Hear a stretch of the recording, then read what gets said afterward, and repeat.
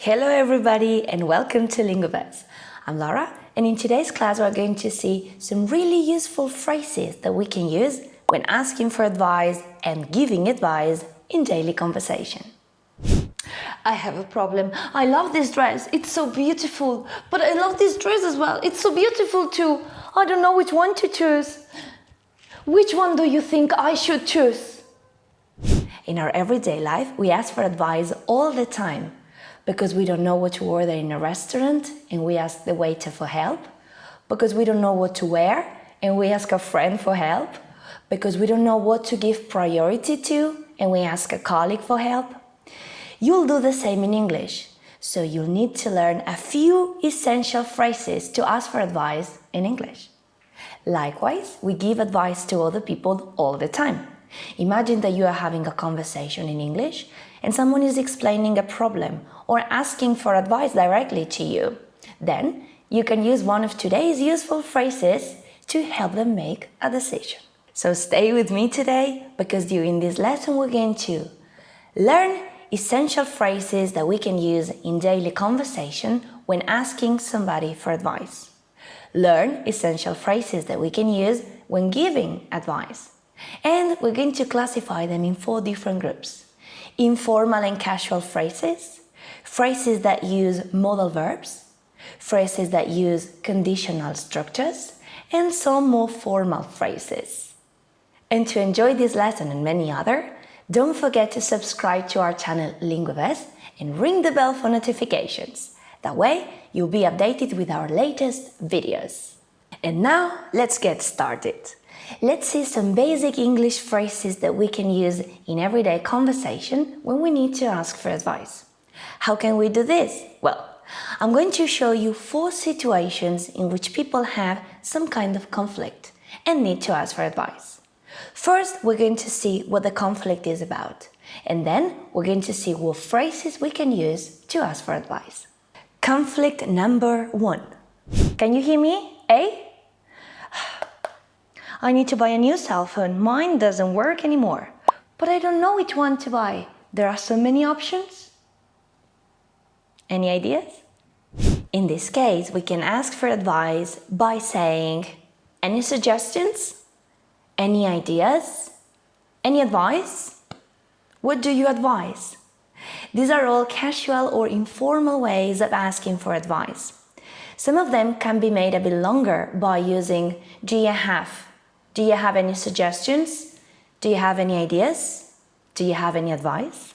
You might have realized that the word advice and advice have different spelling. Why can that be? Any ideas? That's because advice with C is a noun. Do you have any advice? Have is the verb, advice is a noun. However, what do you advise? In this case, advise is a verb. So remember, C for noun and S for verb. Watch out! Conflict number 2. Oof, oh gosh, I've had this terrible headache since yesterday. I don't know what to do to feel better. What should I do?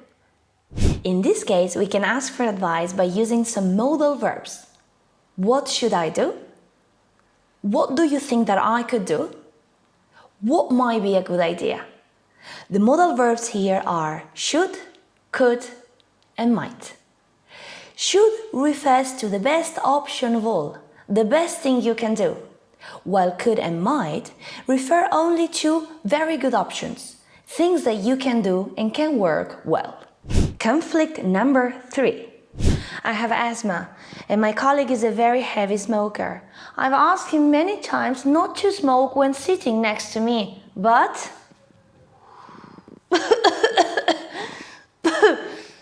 If you were in my shoes, what would you do? In this case, we can ask for advice by using some conditional structures. If you were me, what would you do?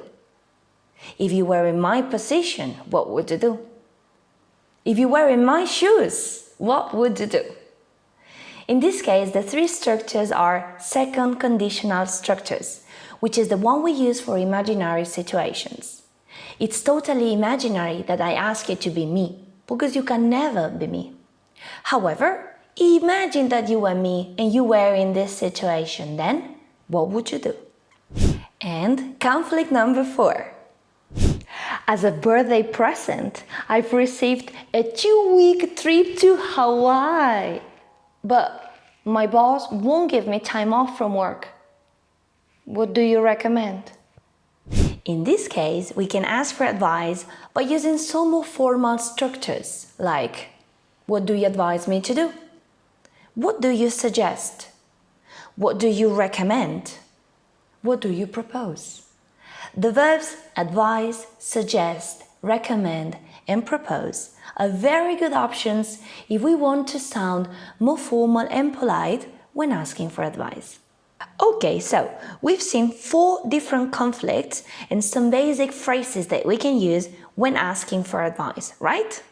Now it's time to see some basic phrases that you can use when giving advice, when trying to help someone feel a bit less confused about what to do. Can you hear me? I need to buy a new cell phone. Mine doesn't work anymore. But I don't know which one to buy. There are so many options. Any ideas? How can we answer this question? Well, some casual and informal phrases that we can use in this case are: why don't you? What about? Have you thought about? Some good examples can be: why don't you ask at the cell phone shop? They can show you a few options there.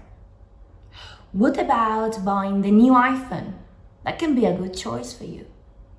Have you thought about writing on one of those technology blogs? Experts can give you good advice there.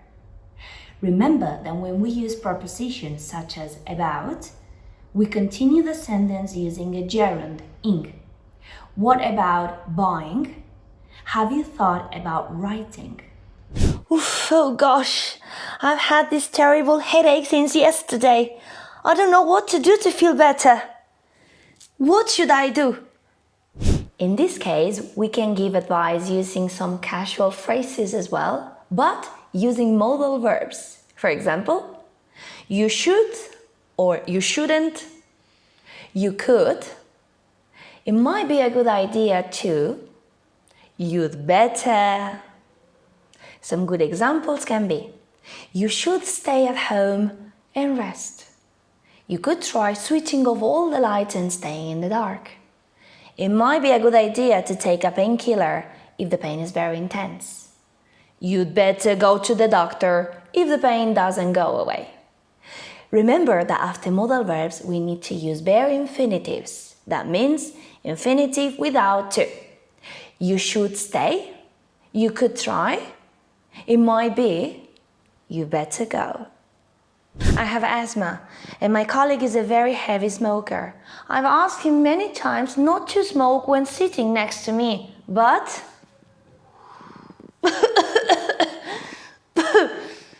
If you were in my shoes, what would you do? And how can we answer that imagine that question? Definitely with an imagine that answer. We can use the second conditional again to give good advice about what can be done in that situation. If I were you, I'd. If I were in your position, I would or I wouldn't. If I were in your shoes, I would, I wouldn't. Some good examples are: if I were you, I would have a serious conversation with him. If I were in your position, I wouldn't sit next to him ever again. If I were in your shoes, I would take his cigarettes and break them all. Wow, getting serious. Remember that to express this imaginary situation of you being me, we use the verb were and not the verb was. So if I were you instead of if I was you. As a birthday present, I've received a 2-week trip to Hawaii. But my boss won't give me time off from work. What do you recommend? Now we can give advice here using some formal verbs. I suggest, I recommend, I propose, I advise, I encourage, I urge.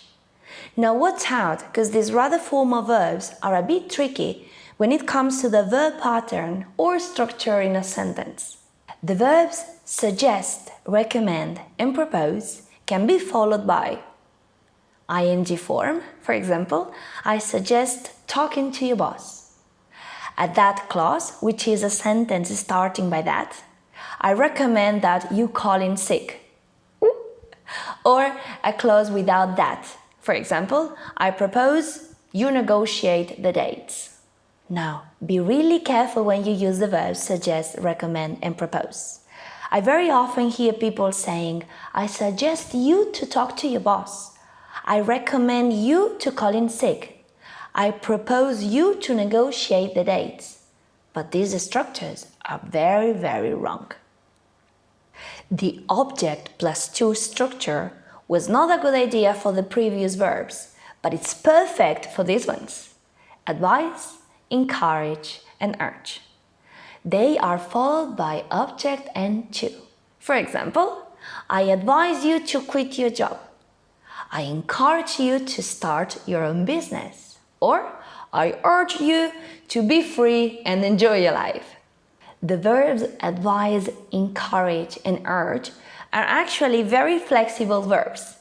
And even though they normally appear followed by object plus to infinitive, we can also use them with all the structures we saw before. So you could perfectly say, I advise you to quit your job. I advise quitting your job. I advise that you quit your job. And I advise you quit your job.